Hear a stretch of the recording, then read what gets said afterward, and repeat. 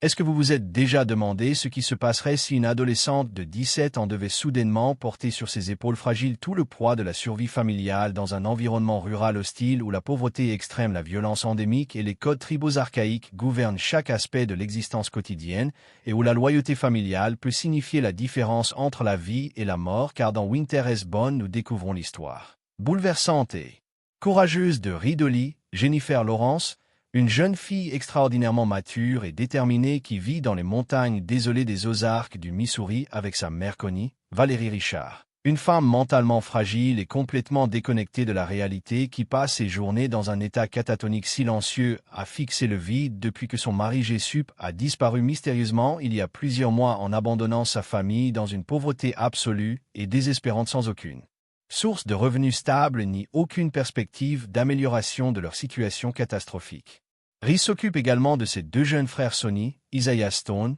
âgé de 12 ans, et Harold, Ashley Thompson, âgé de 6 ans, qui dépendent entièrement d'elle pour leur nourriture, leur éducation, leur protection et leur stabilité émotionnelle, dans un monde adulte brutal et impitoyable qui ne fait aucune concession à l'enfance innocente, et elle a dû abandonner ses propres rêves d'éducation supérieure et d'évasion vers une vie meilleure pour assumer prématurément le rôle de mère de famille. Substitut et de pourvoyeuse principale dans une région où les opportunités économiques légitimes sont pratiquement inexistantes et où la plupart des familles survivent grâce à des activités illégales dangereuses comme la production et la distribution de méthamphétamine cristalline qui génèrent des profits substantiels, mais exposent constamment les participants à des risques mortels de violences criminelles et d'emprisonnement à long terme.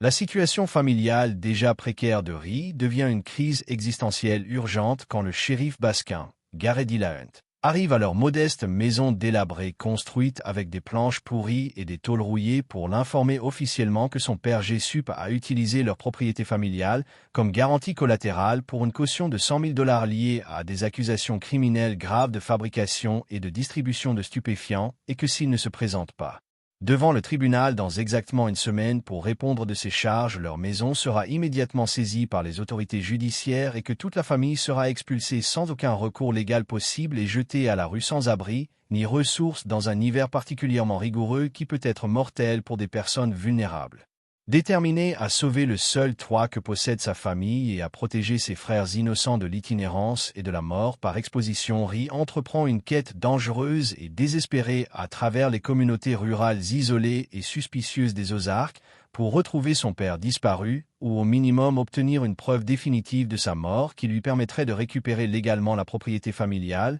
mais cette recherche la plonge immédiatement dans un labyrinthe complexe de secrets familiaux, de vengeance ancestrale, de loyauté tribale conflictuelle et de codes d'honneur non écrits qui gouvernent les relations interpersonnelles dans cette société fermée et méfiante où les étrangers ne sont jamais les bienvenus et où poser les mauvaises questions aux mauvaises personnes peut entraîner des conséquences fatales et irréversibles. Sa première étape l'a conduit chez son oncle Teardrop, John Oakes. Un homme violent, imprévisible et profondément perturbé qui fabrique de la méthamphétamine dans un laboratoire clandestin sophistiqué caché dans sa cave et qui possède une réputation terrifiante dans toute la région pour sa cruauté sadique et ses accès de rage incontrôlables qui ont déjà envoyé plusieurs hommes à l'hôpital avec des blessures permanentes, mais qui représente également sa seule connexion directe avec le réseau criminel local où son père était impliqué, et Teardrop accueille les questions de sa nièce avec une hostilité menaçante et des avertissements cryptiques sur les dangers mortels qu'elle court en cherchant des réponses que certaines personnes puissantes préfèrent garder secrètes pour toujours.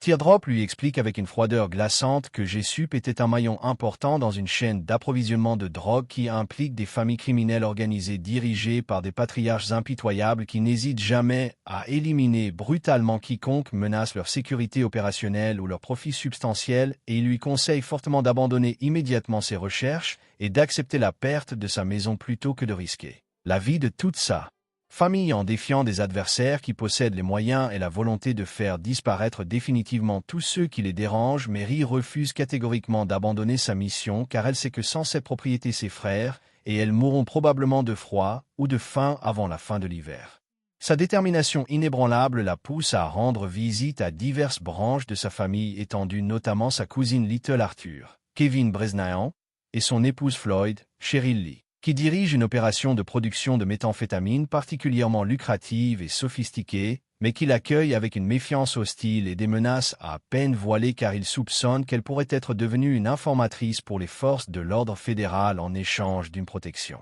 ou d'avantages financiers, et ils lui font comprendre clairement que poser des questions sur GSUP équivaut à s'immiscer dans des affaires qui ne la concernent pas et qui pourraient avoir des répercussions tragiques pour elle et ses proches. La situation devient encore plus dangereuse et complexe quand Ree découvre que son père était associé avec Tump Milton Ronald, un baron de la drogue locale particulièrement puissant et paranoïaque qui contrôle une grande partie du trafic de méthamphétamine dans la région et qui a la réputation de faire disparaître définitivement quiconque représente une menace potentielle pour son empire criminel ou pourrait témoigner contre lui devant un tribunal fédéral et quand elle tente de le rencontrer. Pour obtenir des informations sur le sort de GSUP, elle est interceptée par Merab Dal Dickey, l'épouse de Tump, une femme froide, calculatrice et particulièrement cruelle qui dirige les aspects les plus violents et intimidants de leurs opérations criminelles.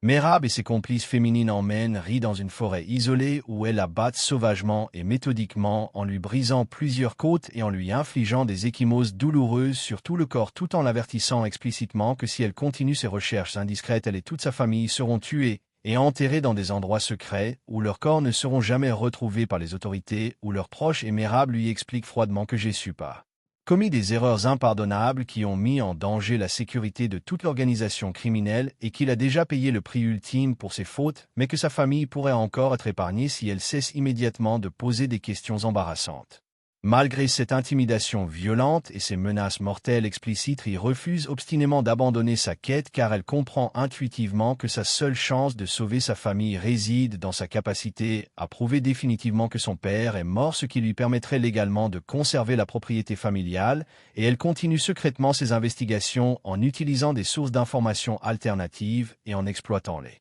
rivalités et les tensions qui existent entre les différentes factions criminelles de la région pour obtenir des fragments de vérité qu'elle assemble patiemment comme les pièces d'un puzzle mortel. Sa persévérance courageuse finit par impressionner certains membres de sa famille étendue qui reconnaissent en elle les qualités de leadership et de détermination qui caractérisent les femmes fortes de leur lignée ancestrale, et Teardrop lui-même commence à respecter sa ténacité exceptionnelle et décide de l'aider discrètement en utilisant ses propres connexions criminelles pour faire pression sur les responsables de la disparition de GSUP car il réalise que l'honneur familial et la survie de la lignée d'Oli dépendent de la capacité de Ree à résoudre cette crise existentielle.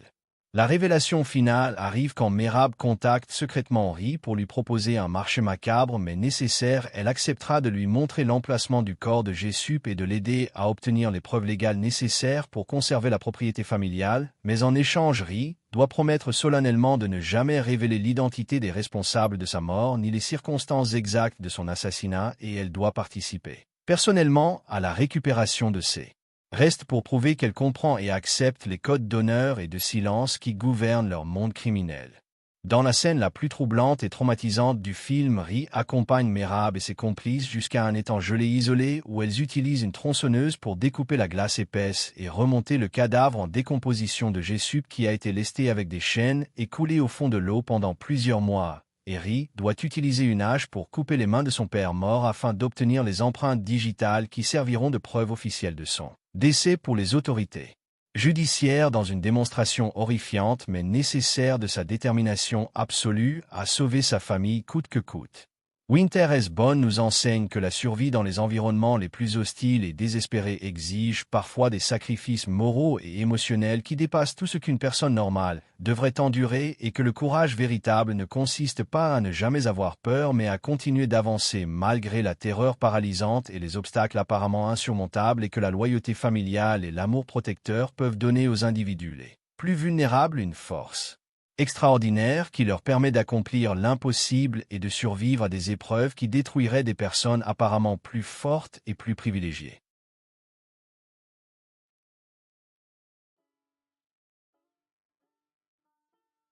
Si vous avez aimé la vidéo, n'oubliez pas de laisser un like. Abonnez-vous et activez les notifications pour découvrir encore plus de secrets sur les films et les séries. On se retrouve dans la prochaine vidéo.